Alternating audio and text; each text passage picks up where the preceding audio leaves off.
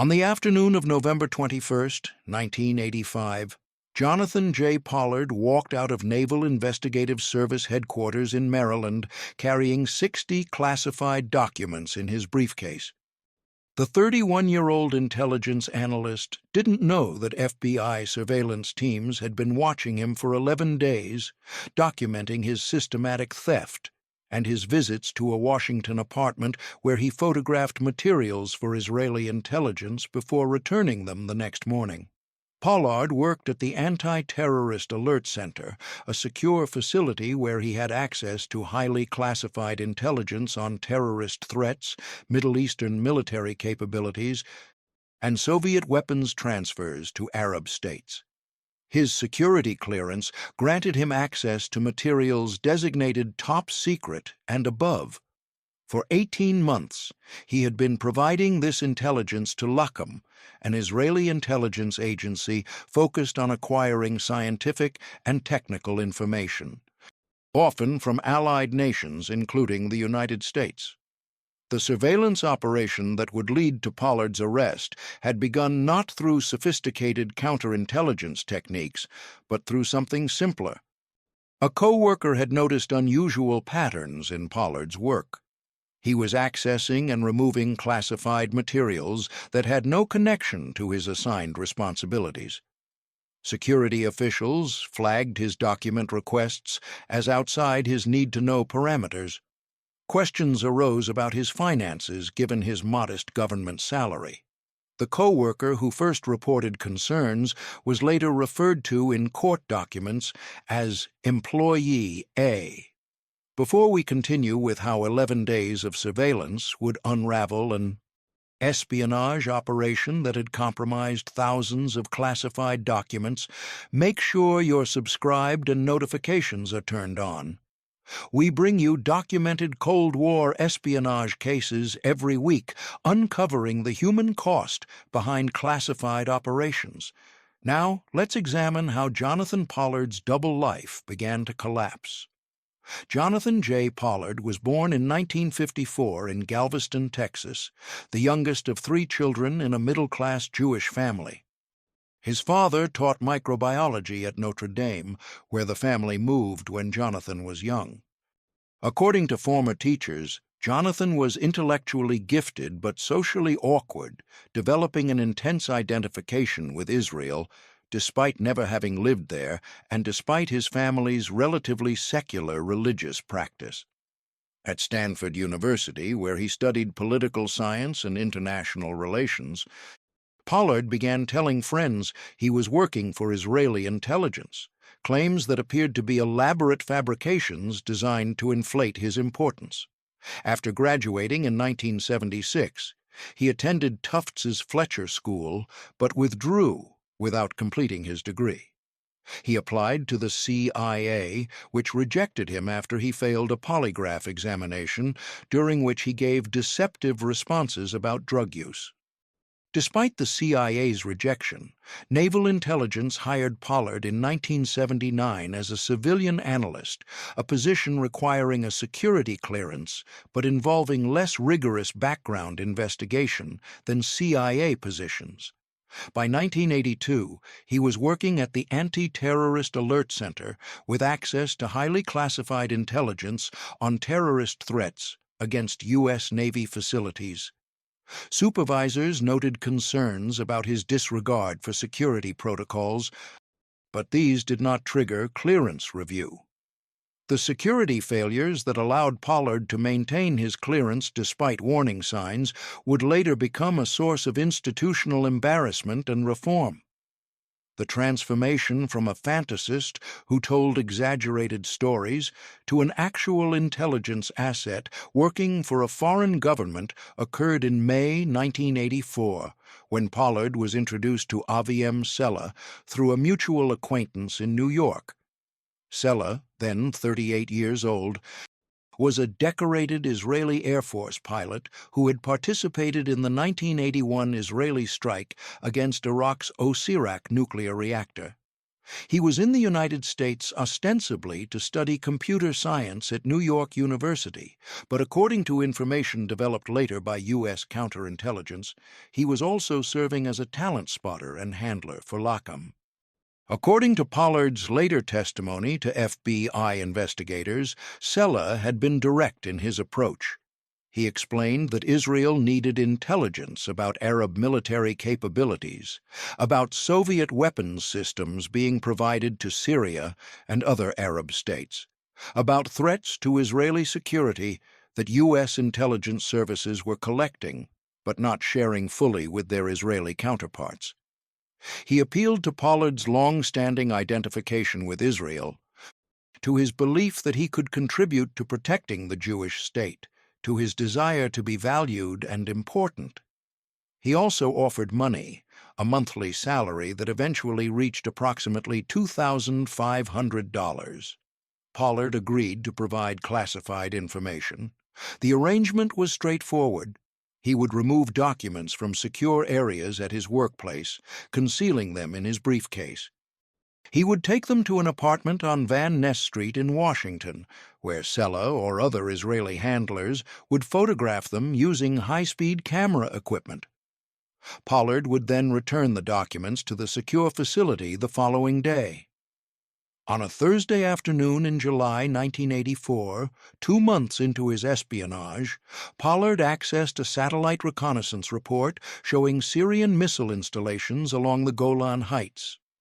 The document, classified top secret, included precise coordinates and radar signatures that could help Israeli military planners identify defensive vulnerabilities. He printed it during his lunch break when the secure area was less populated, folded it into a technical manual, and placed both in his briefcase.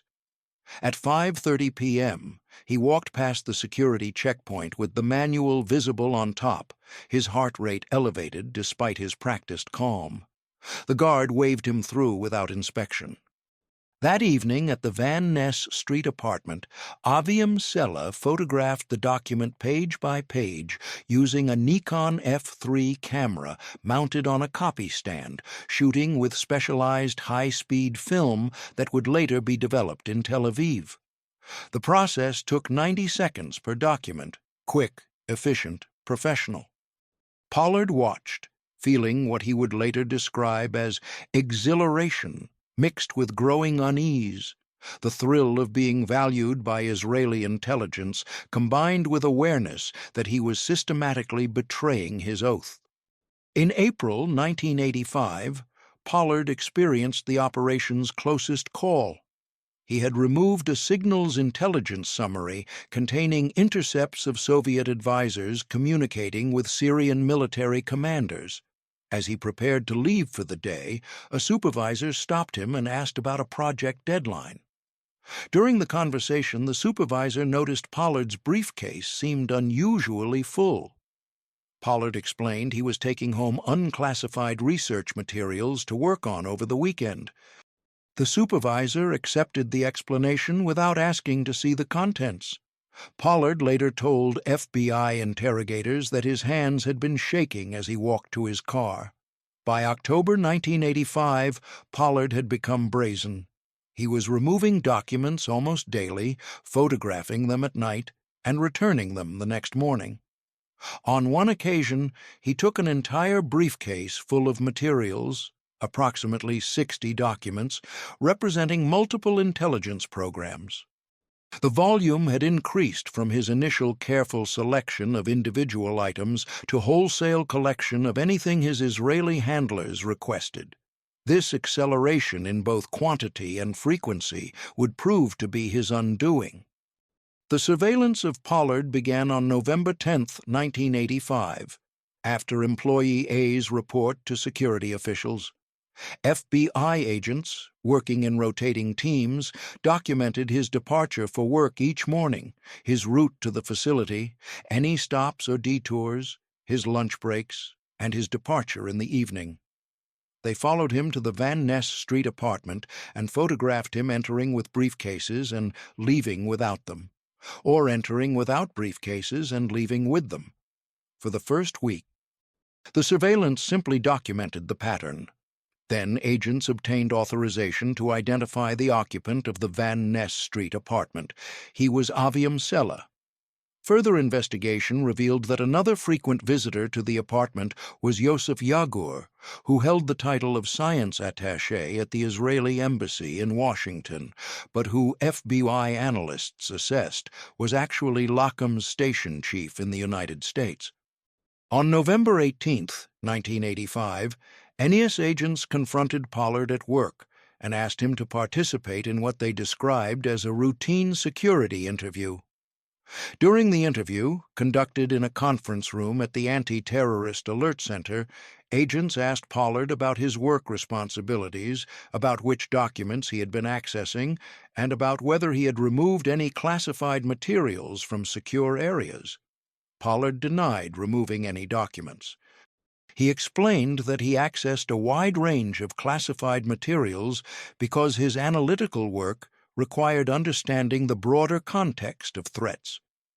The agents thanked him for his cooperation and ended the interview. But the surveillance continued. On November 19th and 20th, agents documented Pollard removing additional documents. The decision was made to arrest him on November 21st, before he could flee or destroy evidence. At approximately 4:30 p.m. on November 21st, 1985, Pollard arrived at the Van Ness Street apartment, carrying the briefcase containing 60 classified documents. He was met by Sella and by Yagur. According to Pollard's later account, Yagur appeared agitated. He told Pollard there had been indications of American surveillance, that the operation might be compromised, that they needed to discuss contingency plans. The three men discussed whether Pollard should flee immediately to Israel or return to work as if nothing were wrong. Yagur argued that disappearing would confirm American suspicions. Sella argued that if Pollard was arrested, he would face a lengthy prison sentence. Eventually, they decided that Pollard would return home, go to work the following morning as usual, and if the situation became untenable, seek asylum at the Israeli embassy. The Israelis assured him that Israel would protect its assets. It was a promise that would prove hollow within hours. Pollard left the apartment at approximately 6:15 p.m. and drove to his own apartment in DuPont Circle, arriving shortly before 7 p.m. His wife, Ann Henderson Pollard, whom he had married just 3 months earlier in August 1985, was waiting. According to later accounts from both Jonathan and Ann, they spent the evening discussing what to do. Ann, then 25 years old, had met Jonathan while working as a secretary at a Washington public relations firm. She had learned about his espionage activities approximately 1 year into their relationship and had occasionally helped him, storing documents overnight in their apartment or watching for surveillance. Ann argued they should flee immediately. Jonathan was less certain. He worried that fleeing would confirm guilt. They discussed their options through the night, making several phone calls to emergency contacts provided by his handlers. The responses were vague and unhelpful. No one at the Israeli embassy was willing to give clear guidance. At approximately 8:30 a.m. on November 22, 1985, Pollard drove to work as usual. He was met in the parking lot by 2 NIS agents who asked if he would participate in another security interview. This interview was different. The agents were more direct, more confrontational. They presented photographs of him entering and leaving the Van Ness Street apartment. They asked what he had been doing there, what was in the briefcase, whether he had removed classified documents. Pollard initially maintained that he had done nothing wrong, but as the interrogation continued and agents presented more evidence, logs showing which documents he had accessed, security camera footage, testimony from employee A, his explanations became less coherent. The careful compartmentalization he had maintained for 18 months was collapsing under the weight of documented surveillance. At approximately 11:15 a.m., Pollard asked if he was under arrest. The agents told him he was not currently under arrest, but that he was suspected of unauthorized removal of classified materials. Pollard said he wanted to speak to an attorney. The agents told him he was free to leave, but that his security clearance was being suspended immediately. Pollard drove home, arriving at approximately 12:30 p.m. Anne had packed 2 suitcases. They got into the car and drove toward the Israeli embassy on International Drive Northwest, their last hope for protection from the country Pollard believed he had served. They arrived at the embassy at approximately 1:15 p.m. and approached the guard station, where Pollard identified himself and requested asylum. The guard made phone calls while the Pollards waited. For 45 minutes, embassy officials consulted with superiors in Israel about whether to grant refuge to an American citizen accused of espionage. The operational value of protecting Pollard was weighed against the diplomatic cost of harboring a spy who had worked for a supposedly friendly intelligence service. At 2 p.m., an embassy official delivered the decision. Israel could not provide asylum. The relationship with the United States was too important to risk over one intelligence asset. The operational promises made by handlers in the field, the official explained, were not policy decisions made by the government. Pollard's arguments that he had been assured of protection, that he had risked everything for Israel, made no difference. He and Anne were escorted out onto the sidewalk.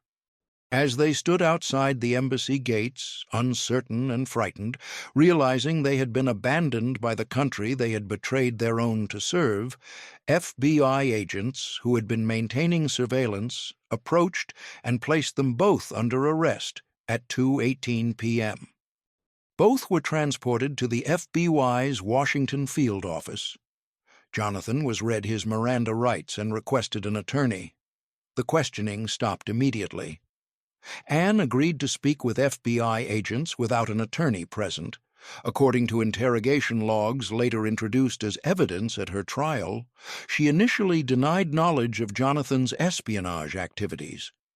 But as agents presented evidence that she had been present at the apartment on multiple occasions, that she had been observed helping Jonathan carry briefcases and packages, that phone records showed calls between her and Yosef Yagur, her denials became less credible. Eventually, at approximately 9:30 p.m., Anne acknowledged that she had known about Jonathan's activities, that she had helped him on several occasions, and that she had been aware the documents he was providing were classified. Jonathan and Anne Pollard were formally charged on November 26, 1985, in U.S. District Court for the District of Columbia. Jonathan was charged with conspiracy to deliver national defense information to a foreign government, which carried a maximum sentence of life imprisonment. Anne was charged with conspiracy to receive embezzled government property and with being an accessory after the fact to her husband's espionage. The charges triggered a major diplomatic crisis between the United States and Israel. Initially, Israel denied any knowledge of Pollard's activities, but under pressure from the Reagan administration, eventually acknowledged that Pollard had been working for LACM while maintaining that the operation had been conducted by a rogue element without proper senior-level authorization.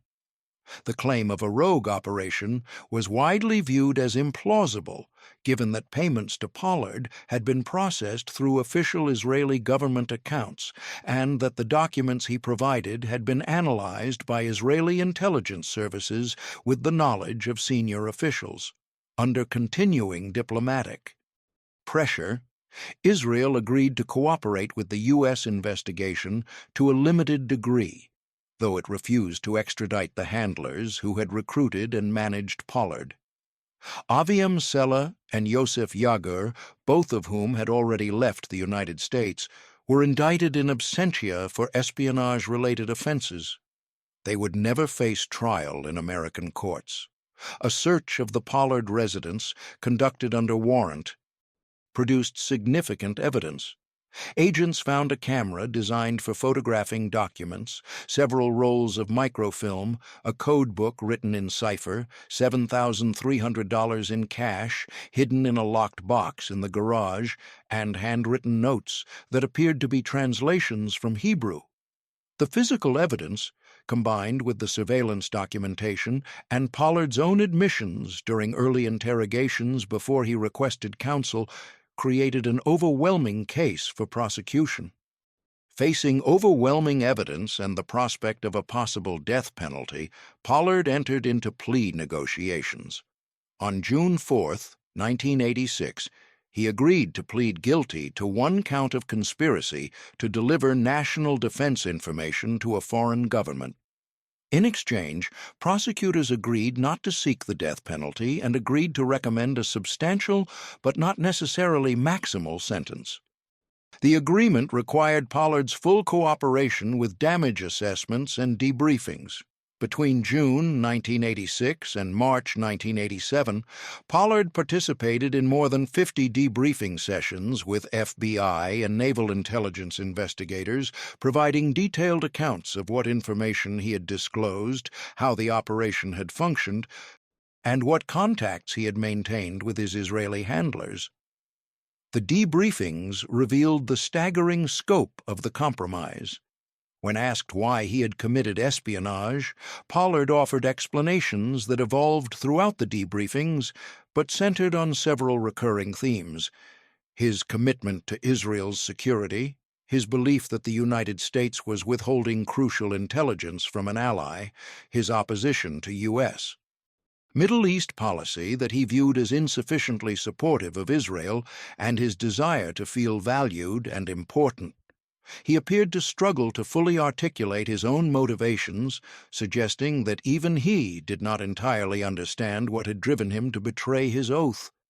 The psychological profile that emerged was of a man who had spent his life inflating his importance through fabrication and who had finally found a way to make the fantasy real, at catastrophic cost.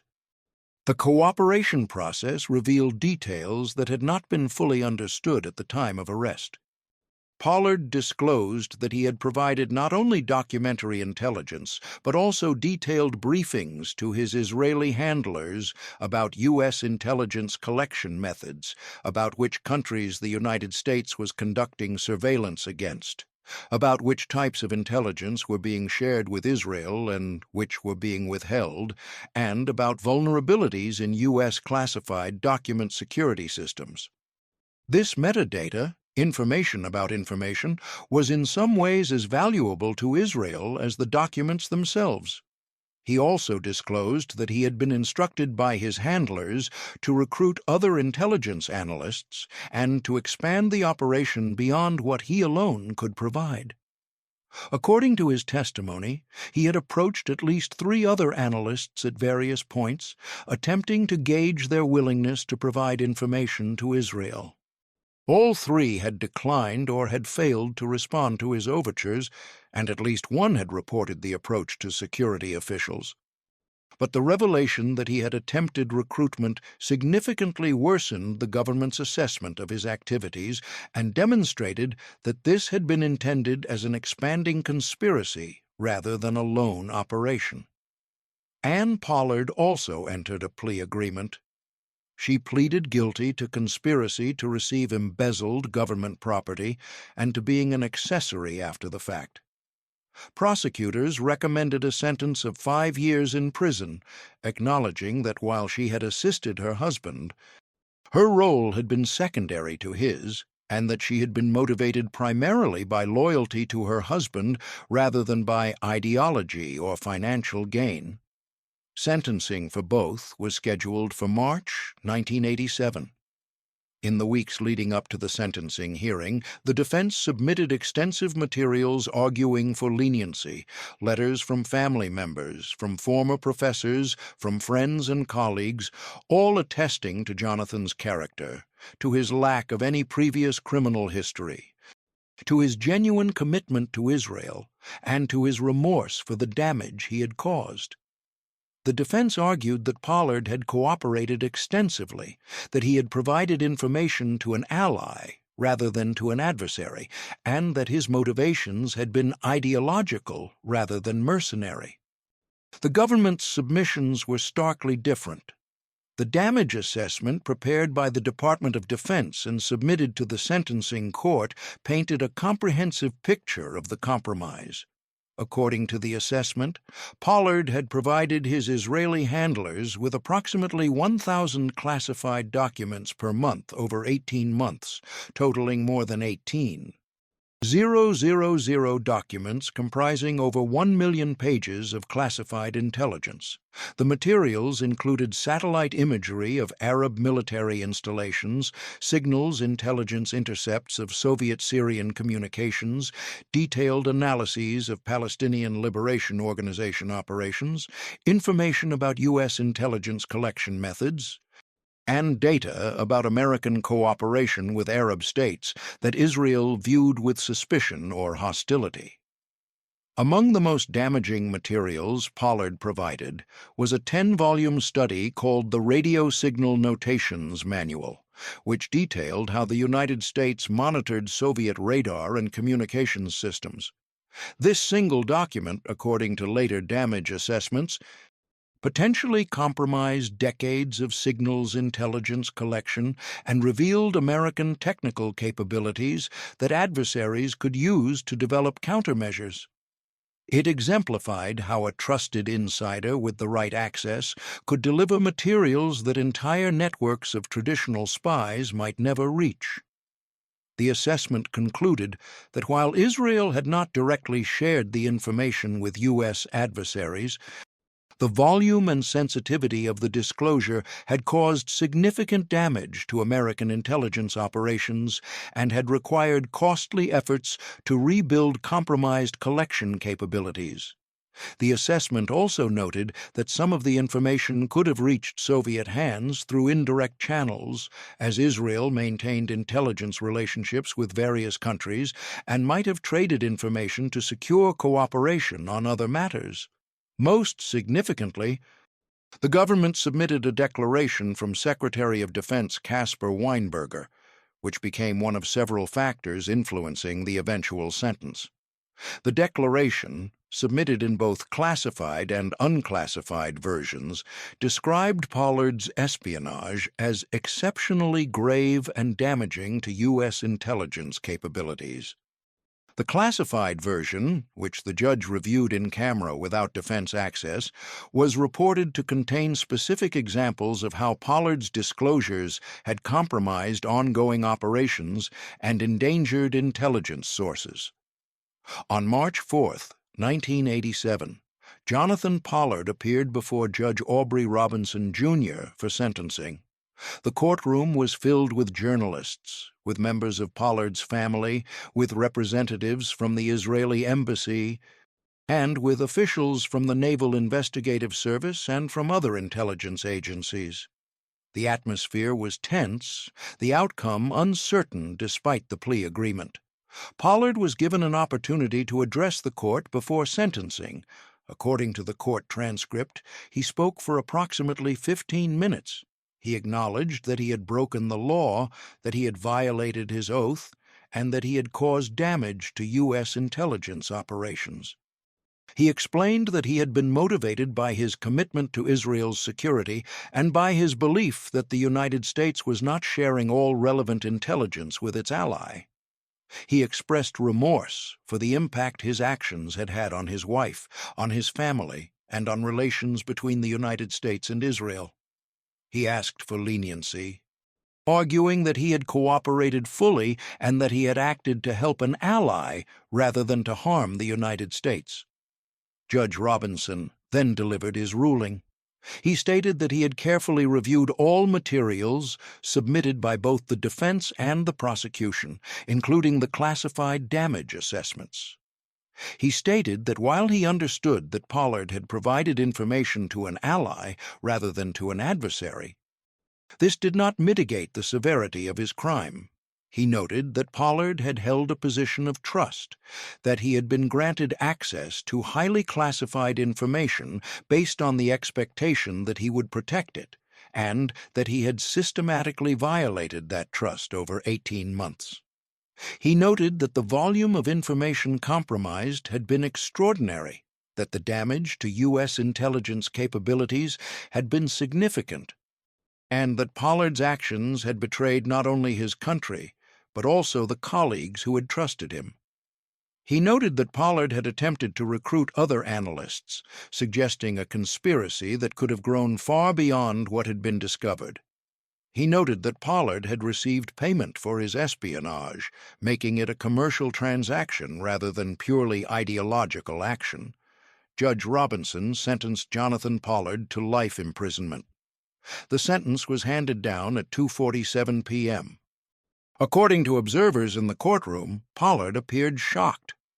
He had expected a substantial sentence based on the government's harsh sentencing memorandum, but he had not anticipated life imprisonment given his cooperation and his guilty plea. The life sentence, the harshest possible penalty short of death, sent a clear message that espionage against the United States would be punished severely, regardless of which country benefited from the betrayal. Ann Pollard was sentenced several days later to 5 years in prison, consistent with the government's recommendation. While this was a significant sentence, it was far less severe than what Jonathan had received, reflecting her secondary role in the operation and her cooperation with investigators. Jonathan Pollard was initially incarcerated at the Federal Correctional Institution in Marion, Illinois, a maximum security facility where he was placed in administrative segregation due to security concerns. The first 7 years at Marion were the most difficult. Pollard spent 23 hours daily in a small cell with minimal human contact. He was segregated partly for security. Intelligence analysts feared other inmates might try to extract information from him, and partly for his own protection. Other prisoners, many of them military veterans, viewed espionage convictions as particularly egregious betrayals. During his time at Marion, he faced hostility and physical confrontations that intensified his isolation and contributed to deteriorating physical and mental health. Ann Pollard served approximately 3 years of her 5-year sentence and was released in April 1990. After her release, she divorced Jonathan and maintained a low public profile. She declined interview requests and avoided public discussion of the case. Her life after prison was lived away from the scrutiny that had defined her brief time in the public eye. Those who knew her in later years reported that she expressed regret about her involvement, but also maintained that she had been young and had not fully understood the consequences of her actions. Pollard's understanding of what he had done evolved slowly over decades of incarceration. In the early years at Marion, isolated 23 hours daily in administrative segregation, he maintained defiance, arguing in letters and interviews that he had helped an ally and deserved leniency, that his prosecution was politically motivated, that he was being punished more harshly than Soviet spies because of bias against Israel. By the late 1990s, as the Cold War ended and the world he had spied in transformed beyond recognition, his tone shifted. He began acknowledging that regardless of his intentions, he had violated his oath and caused genuine damage. That the moral calculus he had constructed in the mid-1980s no longer made sense even to himself. The man who had spent his youth fabricating stories about being important was forced to confront the reality that his one genuine act of consequence had been an act of betrayal. His marriage to Esther Zeitz, reportedly in 1994, provided stability during the darkest years. She visited regularly, despite the difficulties of prison visitation, advocated publicly for his release, wrote letters to government officials and media outlets arguing his case, and maintained faith in his eventual freedom. Their relationship, conducted almost entirely through prison visits and letters, sustained him through decades when hope seemed irrational. In 2000, he was transferred to the Federal Correctional Institution in Butner, North Carolina, a medium-security facility where conditions were markedly better. He had access to educational programs, religious services, and more frequent visitation. His father visited monthly until his death in 2011, conversations in which they discussed regret, responsibility, and whether redemption was possible for someone who had committed espionage. According to those who knew them, the relationship between father and son remained strong despite everything, though it was marked by the weight of unspoken questions about how Jonathan's intelligence and potential had led to such catastrophic choices. Pollard's appeals of his sentence were unsuccessful. His attorneys argued that the life sentence violated the spirit of the plea agreement, that the government had acted in bad faith by submitting the harsh Weinberger Declaration after negotiating a plea, and that the sentence was disproportionate compared to sentences received by others convicted of espionage. Federal appellate courts rejected all of these arguments, ruling that the plea agreement had not contained any explicit promise regarding the length of sentence, that the sentencing judge had discretion to impose any sentence up to the statutory maximum, and that the government had not violated the plea agreement by arguing for a severe sentence. The Supreme Court declined to review the case, effectively ending Pollard's legal challenges. Throughout his incarceration, Israeli governments advocated for his release with varying degrees of intensity. Prime Minister Yitzhak Rabin raised the issue with President Clinton in 1993 during peace negotiations, suggesting that Pollard's release might facilitate Israeli concessions on other matters. Prime Minister Benjamin Netanyahu pressed Presidents Bush and Obama repeatedly, making Pollard's case a regular topic in bilateral discussions.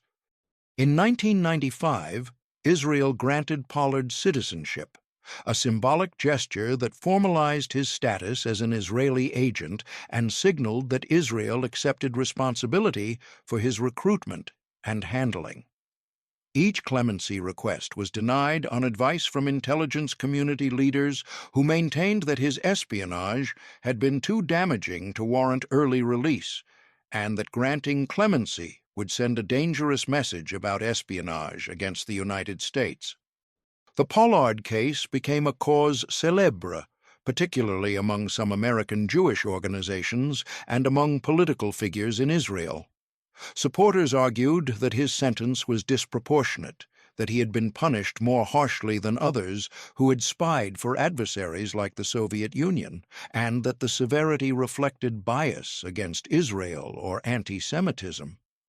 They pointed to cases of individuals who had provided information to other countries and had received sentences of less than life imprisonment. Critics of Pollard and defenders of the sentence argued that the volume of information he provided was exceptional, that his attempts to recruit other analysts suggested a broader conspiracy, that his espionage had caused genuine damage regardless of whether the recipient had been an ally or an adversary, and that the relationship between the United States and Israel as allies made his betrayal particularly damaging to the trust necessary for intelligence cooperation. In the years following Pollard's conviction, U.S. intelligence agencies conducted assessments to determine whether information he provided had reached Soviet hands, either directly or through third-party sharing by Israel. The assessments, portions of which were later declassified, concluded that while there was no direct evidence that Israel had deliberately shared Pollard's information with the Soviet Union, there were indicators suggesting that some information might have been traded by Israel to secure Soviet cooperation on Jewish emigration or other matters. The Israeli government denied these allegations vehemently, and no definitive proof was ever made public. The question of whether Pollard's information ultimately benefited Soviet intelligence remains unresolved and may never be fully answered given the classified nature of the intelligence involved. The Pollard case exposed significant vulnerabilities in classified material handling and led to comprehensive security reforms that reshaped how the intelligence community approached insider threats. The Department of Defense implemented two-person rules for certain highly sensitive document categories and requiring that no individual could access or remove such materials without a second authorized person present. Enhanced audit trails were created for classified database access, allowing security officials to track not just who accessed information, but patterns of access that might indicate unauthorized collection. More frequent polygraph examinations were required for employees with high-level clearances. And the polygraph questions were refined to better detect deception about unauthorized disclosures. Improved training on recognizing insider threat indicators was mandated for all personnel with security responsibilities. The reforms extended beyond procedural changes. The Pollard case fundamentally altered how the intelligence community approached the insider threat problem. Previously, security measures had focused primarily on preventing external penetration, Soviet recruitment, Foreign Intelligence Service approaches, traditional espionage tradecraft. Pollard demonstrated that the greater danger might come from trusted insiders with legitimate access who betrayed that trust for ideological or financial reasons. This realization led to the development of behavioral analysis programs, anomaly detection systems for document access, and a cultural shift toward viewing security as everyone's responsibility rather than solely the domain of security officers. Every employee was trained to notice and report suspicious behavior by colleagues. The assumption of trust that had characterized the pre-Pollard security culture was replaced by a system of verification and oversight. The case also had lasting effects on the U.S. Israel intelligence relationship. While the countries continued to cooperate on intelligence matters, the relationship was marked by increased suspicion and more careful compartmentalization of information. The United States became more cautious about what intelligence it shared with Israel, implementing stricter controls and more limited dissemination. Israeli intelligence services faced increased scrutiny from American counterintelligence, with liaison relationships subjected to more intensive monitoring. The damage to trust took years to repair and created complications that affected intelligence cooperation during critical periods, including the lead-up to the Iraq War and subsequent Middle Eastern conflicts. In November 2015, after serving nearly 30 years in prison, Jonathan Pollard was released on parole.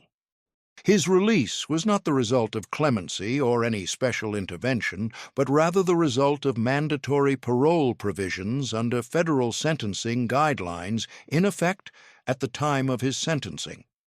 After serving the required percentage of his sentence, he was eligible for release regardless of the severity of his crime or the government's opposition to his freedom. The conditions of his parole were strict and designed to prevent any possibility that he might resume intelligence activities or flee to Israel. He was required to wear an electronic GPS monitoring device that tracked his location continuously. He was subject to a curfew that required him to be in his residence during nighttime hours. His computer and internet usage was monitored, with software installed on any device he used that allowed parole officers to review his communications and online activity. He was prohibited from contact with foreign government officials or with media without prior permission from his parole officer. He was required to seek employment and to report his employment status regularly. He was forbidden from leaving the Southern District of New York without permission, effectively confining him to the New York City area. Pollard moved to New York City and took a job working in the research department of an investment firm, employment that had been arranged by supporters who had advocated for him during his decades in prison. He lived in an apartment provided by supporters and began the difficult process of rebuilding a life after 3 decades of incarceration. He was 61 years old, had spent more than half his adult life in prison, and faced the challenge of adapting to a world that had changed dramatically since his arrest in 1985. In November 2020, after completing the mandatory 5-year federal parole period, Pollard's restrictions were formally lifted. The Justice Department, despite opposition from some intelligence community leaders, determined that it had no legal basis to extend the parole restrictions beyond the statutory period. He was free to leave the United States, free to travel to Israel, free to live without the electronic monitoring and supervision that had defined his first 5 years of freedom. On December 30th, 2020, Jonathan and Esther Pollard boarded a private flight to Tel Aviv, funded by American supporters of Pollard who viewed his arrival in Israel as a homecoming.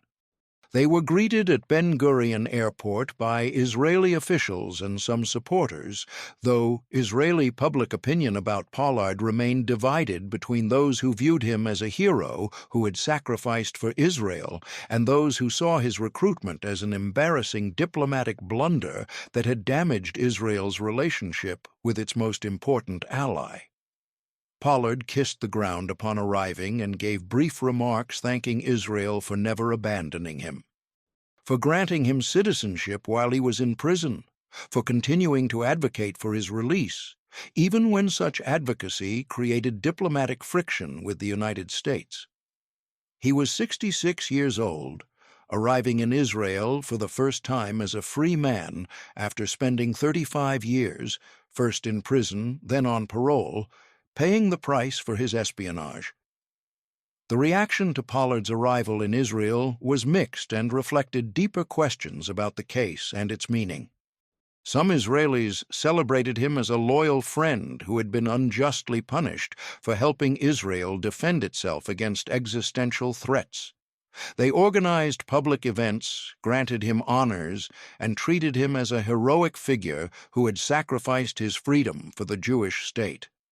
Others viewed his espionage as an embarrassment that had damaged Israel's relationship with its most important ally at a time when that relationship was essential for Israel's security and international standing.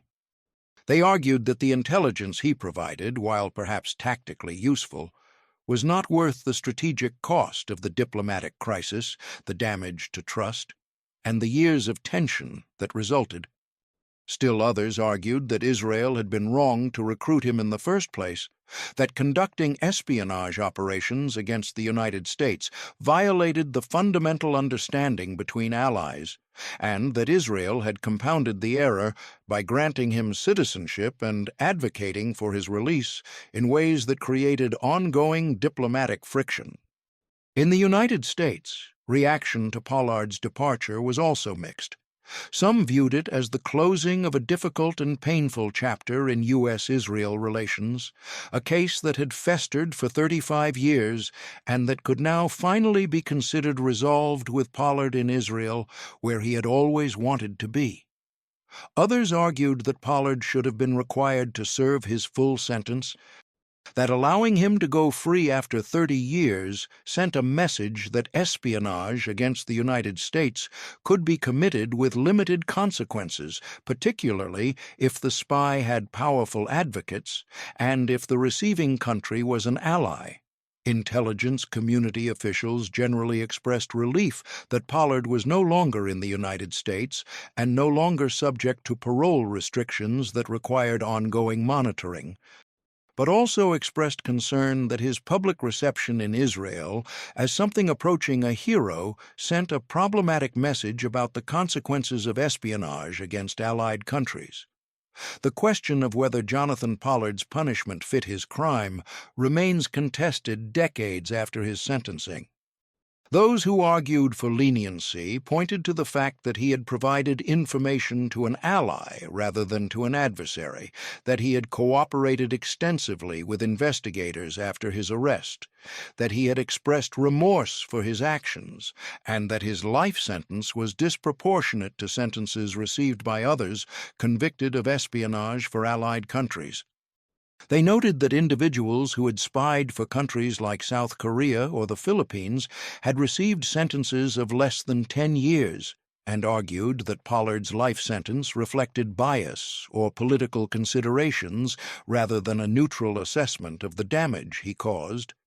Those who defended the sentence pointed to the volume of information compromised, more than 1 million pages of classified intelligence over 18 months, a scale of compromise that exceeded almost any other espionage case. They pointed to the damage caused to intelligence sources and methods, to the years of effort required to rebuild compromised collection capabilities, to the strategic damage to the U.S. Israel intelligence relationship. They pointed to his attempts to recruit other analysts, which suggested that this was intended to be an expanding conspiracy rather than a limited operation.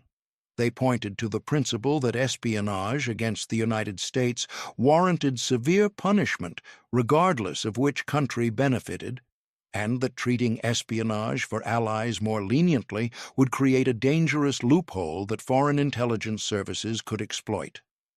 What is less contested is the human cost of Pollard's choices, a cost that extended far beyond his own 30 years of incarceration.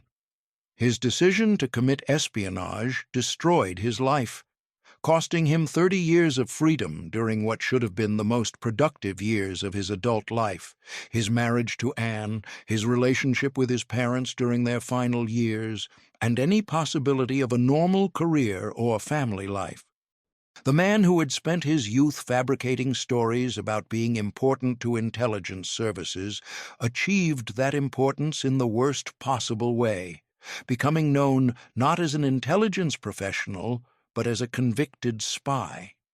It damaged Anne's life as well.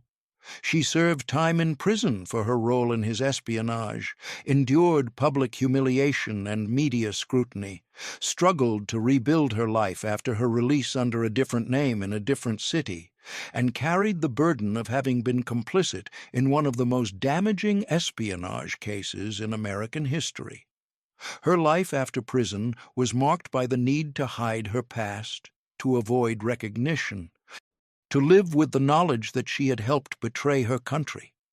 It damaged the lives of the 3 analysts Pollard had approached about recruitment. Though they had done nothing wrong and had reported his approaches, they found themselves under intensive investigation, subjected to polygraph examinations, their loyalty questioned, their careers disrupted by months of security reviews. The suspicion that attached to them because Pollard had identified them as potential recruits followed some of them for years. It damaged the careers of supervisors and security officials who had failed to detect Pollard's activities earlier, who had noted concerns about his behavior but had not acted decisively enough to prevent the compromise. Several faced disciplinary action or career setbacks for having missed warning signs that, in retrospect, seemed obvious, and it damaged the U.S. Israel relationship in ways that took years to repair. The intelligence sharing arrangements between the two countries, which had been built on trust and mutual interest, were fundamentally altered by Pollard's betrayal. The diplomatic tension created by Israel's initial denials, by its refusal to extradite the handlers who had recruited Pollard, and by its later advocacy for his release, created friction that affected cooperation on other matters during critical periods in Middle Eastern history. The intelligence officers who handled Pollard, Aviam Sella and Yosef Yagur, faced different fates than their asset. Both were indicted in absentia by the United States and could not travel to any country with an extradition treaty with the United States without risking arrest and prosecution. Sella, the decorated Air Force pilot who had bombed the Osirak reactor, saw his military career effectively ended by the scandal. He resigned from the Israeli Air Force and worked in private business in Israel, largely out of the public eye. Yagur, the Lachem station chief who had managed the operation, faced similar travel restrictions and spent the remainder of his career in positions unrelated to intelligence work. Neither faced prosecution in Israel, where their activities had been authorized by the intelligence service they worked for, but both saw their futures constrained by their roles in an operation that had caused far more damage than benefit. The question of what Jonathan Pollard actually accomplished through his espionage is difficult to answer definitively and may never be fully resolved. Israeli security officials have stated publicly in general terms that the information he provided was valuable and helped Israel understand threats from Arab states and from terrorist organizations, that it filled gaps in Israeli intelligence collection, and that it contributed to Israeli security during a period of significant regional tension.